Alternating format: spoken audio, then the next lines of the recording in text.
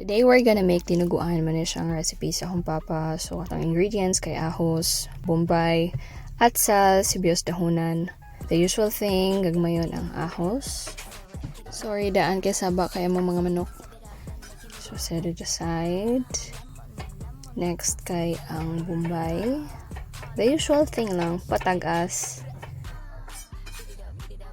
atsal. Actually, daghan na kani siya nga atsal. You can just use one. And then, ang spring onions. Kagmayon gihapon mo siya. This is fresh from the garden.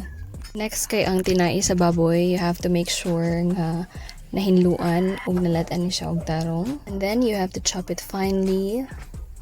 Putangan mo siya suka, asin, vetsin, toyo, and then just mix it well. You also have to make sure nga ang dugo walay clumps.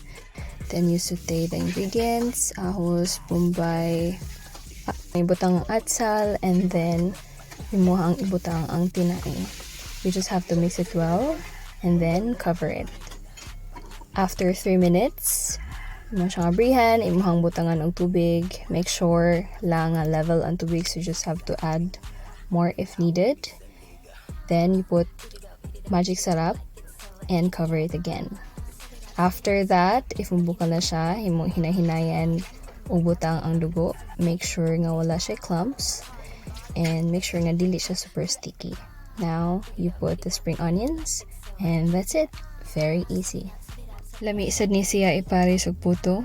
Anyways, I hope that you enjoyed this video. Till next time, mga onseta.